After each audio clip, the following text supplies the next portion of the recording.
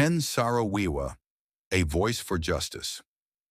Ken Saro-Wiwa was a Nigerian writer, activist, and environmentalist. He was born on October 10, 1941, in Bori, a small town in Nigeria. Ken belonged to the Ogoni people, a minority ethnic group in the Niger Delta.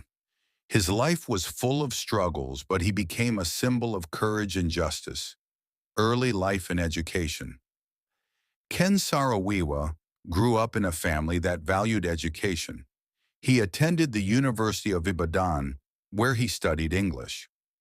After he finished his studies, he became a teacher and later worked as a government official. However, Ken was not just interested in work. He loved writing. He wrote plays, novels, and essays about the problems in Nigerian society. The Ogoni struggle. The Ogoni people lived in the Niger Delta, an area rich in oil. Big oil companies like Shell came to the Niger Delta to extract oil. However, the Ogoni people did not benefit from this wealth. Instead, their land was polluted, their water was poisoned, and their farms were destroyed. The oil companies made huge profits, while the Ogoni people became poor. Ken Saro-Wiwa decided to fight for his people. He started the movement for the survival of the Ogoni people, MOSOP, in 1990. This group wanted oil companies to clean up the pollution and give a fair share of the profits to the Ogoni people. They also wanted the Nigerian government to respect their rights, activism, and writing. Ken used his talent for writing to tell the world about the Ogoni struggle.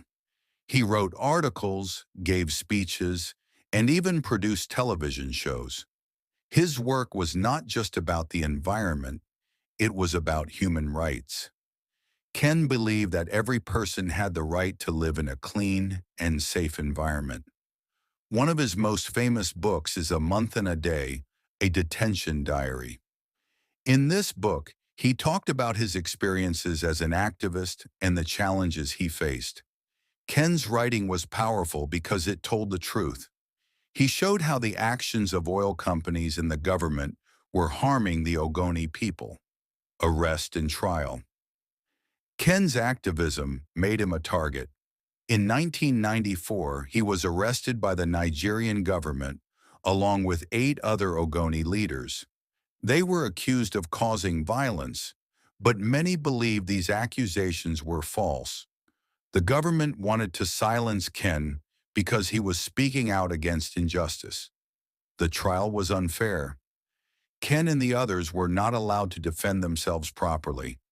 In 1995, they were sentenced to death by hanging. Despite protests from people all over the world, the Nigerian government executed them on November 10, 1995. Legacy. Ken Saro-Wiwa's death shocked the world. It also brought attention to the problems in the Niger Delta. After his death, many organizations continued his fight for justice. His work inspired environmental and human rights movements, not just in Nigeria, but around the world. Today, Ken is remembered as a hero. His story teaches us about the importance of standing up for what is right, even when it is dangerous. Ken once said, "I have no doubt that my cause will triumph." His words remind us that the fight for justice is never in vain.